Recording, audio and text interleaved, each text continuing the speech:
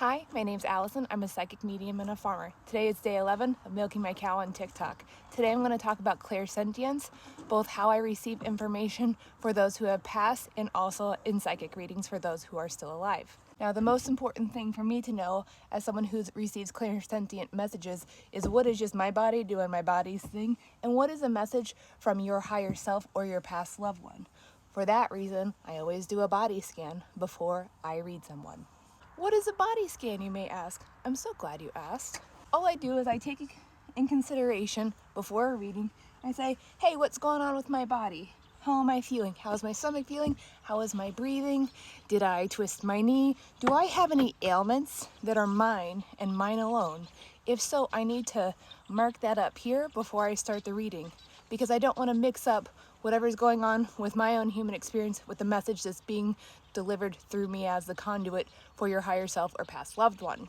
When people in spirit use clairsentience to let me know how they pass, I usually get very faint, very gentle pressure. So it's really important for me to be super tuned into my body.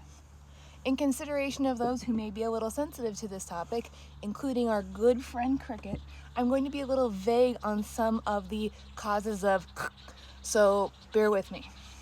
I get a lot of clairsentient physical messages when people have decided to take their own life.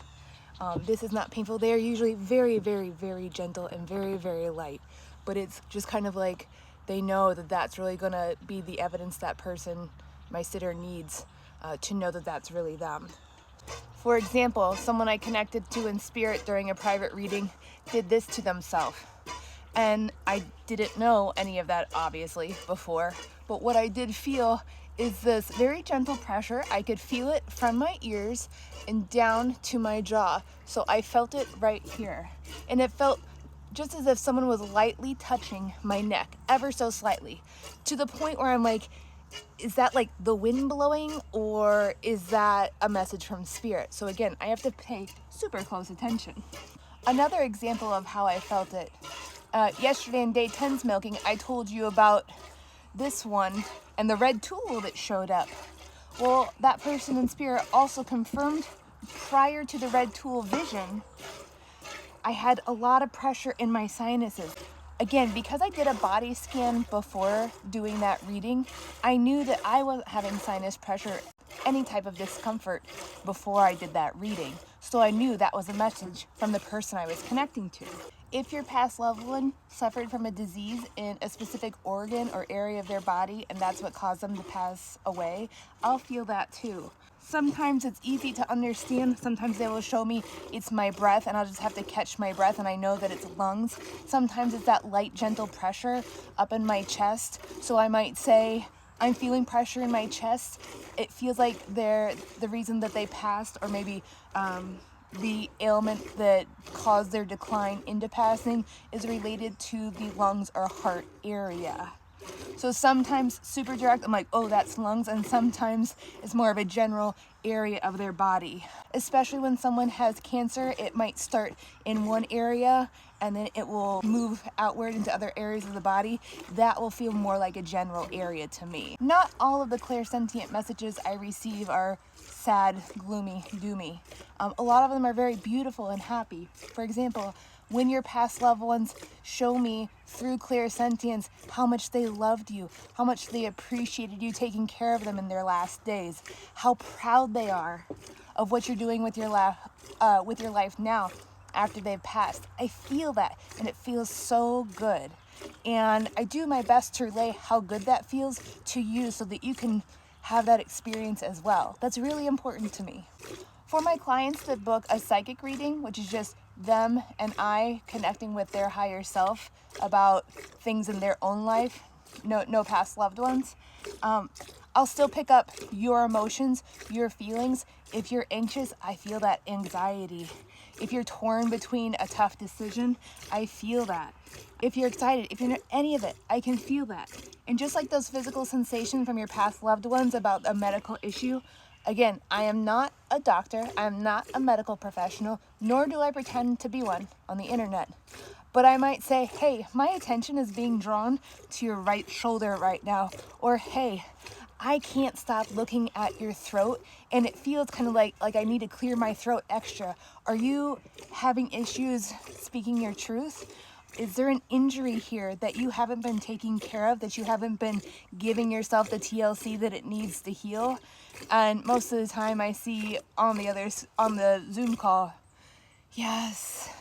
And so that's just your body telling me like, hey, I'm giving you the message lightly. Can you tell them to take care of themselves a little bit more so that I don't have to knock louder and make it a full-blown illness or a big injury that might require surgery or other intervention? So again, if I feel those things, if I feel a physical ailment for you, I will do the disclaimer. I can't tell you what to do. This is free will, but I'm going to let you know my attention is being drawn to this area of your body or this organ or something to that effect. So I wanted to talk about clairsentience after clairaudience and clairvoyance, because in my sessions, it's not like one clair happens at a time. I have multiple clairs working together to give your message. When it comes to clairsentient readings, people in spirit also use my own feelings from my own personal experiences to help relay a message or give a little bit more detail for the evidence that we strive for as evidential mediums. For example, I connected with someone in spirit and I could feel this pressure in my heart. This didn't feel like a medical thing. This felt like an emotional regret, an apology, asking for forgiveness sort of thing. But then on top of that, I had this same emotional feeling of, how dare you? How dare you? And these felt connected, but not from the same people. So I leaned into that feeling of how dare you, and I thought, okay, I felt this feeling before. When did I feel this feeling before? It was many, many, many moons ago with a previous relationship. Someone I was with that stole my car and my debit card in the middle of the night while I was asleep in order to try and guess my PIN and buy drugs. And when I woke up, they had to tell me because they had tried too many attempts at the ATM and it ate my card. So there was no way for them to not let me know what they had done. And that's when I felt, how dare you? And I said, hey, I'm feeling someone coming through. I feel a heaviness in their heart, and I'm feeling the words, how dare you? Guess what? This person got in a little too deep.